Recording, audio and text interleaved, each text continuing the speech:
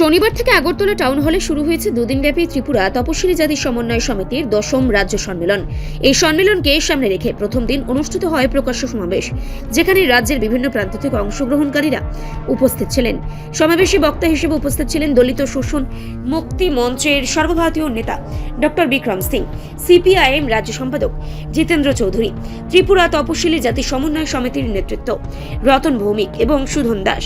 বক্তারা তাদের বক্তব্যে সমাজে বিদ্যমান বৈষম্য, তপশিলি জাতির অধিকার এবং সামাজিক ন্যায় বিচারের প্রয়োজনীয়তা নিয়ে আলোচনা করেন। ডক্টর বিক্রম সিং দলিত সমাজের সংগ্রাম ও অধিকার প্রতিষ্ঠার গুরুত্ব তুলে ধরে বলেন, এই ধরনের সম্মেলন শুধু সংগঠনের শক্তি বাড়ায় না, বরং সমাজে সমতার বার্তা পৌঁছে দেয়। জিতেন্দ্র চৌধুরী তার বক্তব্যে ত্রিপুরার সামাজিক ও রাজনৈতিক প্রেক্ষাপটে তপশিলি জাতির ভূমিকা এবং তাদের উন্নয়নের জন্য সংগঠিত আন্দোলনের প্রয়োজনীয়তা ব্যাখ্যা করেন। সমন্বয় সমিতির নেতৃত্ব রতন ভৌমিক ও সুধন দাসও তাদের বক্তব্যে সংগঠনের কার্যক্রম, ভবিষ্যৎ পরিকল্পনা এবং তপশিলি জাতির উন্নয়নে সরকারের ভূমিকা নিয়ে মত প্রকাশ করেন। তারা জানান, এই সম্মেলনের মাধ্যমে সংগঠনের সদস্যরা একত্রিত হয়ে নিজেদের অভিজ্ঞতা ভাগ করে নেবেন এবং আগামী দিনের কর্মসূচি নির্ধারণ করবেন। আগরতলা টাউন হলে অনুষ্ঠিত এই সম্মেলনকে কেন্দ্র করে অংশগ্রহণকারীদের মধ্যে উৎসাহ লক্ষ্য করা গেছে।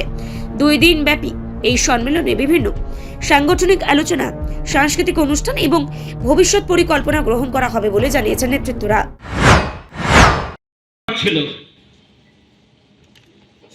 এটা তো ঘটনা যে একটা ভিন্ন দলের সরকার যদি কোনো রাজ্যে হয় আর কেন্দ্রের সরকারটা যদি অন্য দলের সরকার হয়, তার কাছে 1 টাকা হোক বা লাখ টাকা বা কোটি টাকা সবকিছুই আমাদের খুবই অনুনয় বিনয় করে আমাদের চাইতে হয়। অধিকার যাই থাক না কেন, আমাদের দেশে তো সাংবিধানিক সে অধিকার সব দল, আমরা বামপন্থীরা যেরকম ভাবে এটাকে শ্রদ্ধা করি, সেটা করে না। তো সেদিক থেকে এরা একটা কথা বলে, ডাবল ইঞ্জিনের সরকার।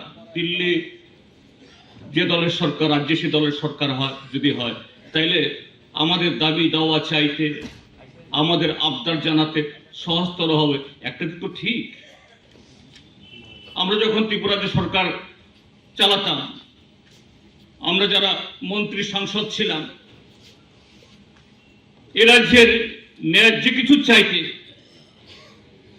যা সাংবিধানিকভাবে একটা অঙ্গরাজ্য, একটা স্বাধীন দেশের নাগরিক হিসাবে আমাদের অধিকার। উত্তরপ্রদেশ, বিহারের মানুষের যদি অধিকার হয়, এটা ত্রিপুরার যে মানুষের অধিকার। কিন্তু তারপরেও দিল্লিতে যখন মনমোহন সিং সরকার ছিল বা তার আগের সরকারগুলো ছিল, এরপরে মোদী প্রধানমন্ত্রী হয়ে আসলেন, আমরা আমাদের রাজ্যে কিছু বিষয়ে আলোচনা করতে গেলে পরে 3-4 দিন আগে, আমরা যখন সাংসদ ছিলাম, কমরেড জন্না দাস, আমি, কমরেড শঙ্কর দত্তরা, একই পার্লামেন্টে আমরা, তারা একদিকে আমরা একদিকে বসি, কিন্তু চট করে ফোন তোলে মন্ত্রী সাহেব আমরা আসবো, সে সুযোগ ছিল না। মন্ত্রীর দপ্তরে আগেই স্লিপ পাঠাতাম, তাদের সহায়কদের কাছে ফোন টোন করে, ভাই মন্ত্রী সাহেবকে আজকে একটু অ্যাপয়েন্টমেন্ট নিয়ে দাও, রাজ্যের মন্ত্রী হিসাবে হোক বা সাংসদ হিসাবে। তারপর তিনি দয়া করে যদি সময় টময় দেন, তখন তারপরে কথা বলা, তাও তার মতো করে, আমাদের মতো করে তাকে বোঝানোর জন্য সেরকম ভাবে তিনি সময় দিতেন না। তো সেদিক থেকে এক দলের সরকার, আপনারা দেখছেন এই রাজ্যের মন্ত্রীরা মাঝে মধ্যে দিল্লিতে যান, একই দিনে প্রায় 9-10 জন মন্ত্রীর সাথে ছবি টবি তুলে একবার ত্রিপুরার যে মানুষকে একবার বোঝানোর চেষ্টা করি, বাহ, এই রাজ্যের মুখ্যমন্ত্রী বা মন্ত্রীরা দিল্লিতে একসাথে একই দিনে 10 জন মন্ত্রী দেখা করেছেন, আবার কিছু লিখেও দেন পত্র পত্রিকাতে, এত হাজার কোটি টাকা, এতগুলি প্রকল্প এসছে।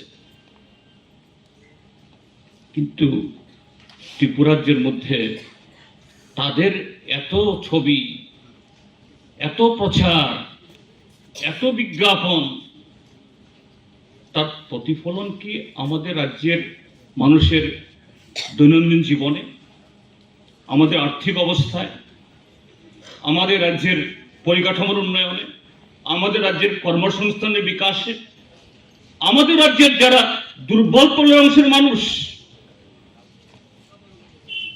তাদের অধিকার প্রতিষ্ঠিত করার প্রশ্নে আমরা ইতিবাচক পরিবর্তন দেখি, তার ঊর্ধ্বগতি দেখি না, আমরা এটা যে নিম্নগতি দেখি, অর্থাৎ এটা ক্রমশ আমাদের সে প্রাপ্যতা, আমাদের সে অধিকার, এটা চাকুরি পাওয়ার ক্ষেত্রেতে হোক, ভূমি বন্দোবস্ত পাওয়ার ক্ষেত্রেতে হোক, চাষাবাস করা, ব্যবসা বাণিজ্য করা, সব দিকে হোক, যে ক্রমশ যারা গরিব তারা বঞ্চিত হচ্ছে, এবং তার মধ্যে যারা সামাজিকভাবে দুর্বল, পিছিয়ে পড়া, তারা আরো বেশি বঞ্চিত হচ্ছেন। এটাই আজকের ত্রিপুরার যে দস্তুর। রিপোর্ট সংবাদ প্রতীক্ষা।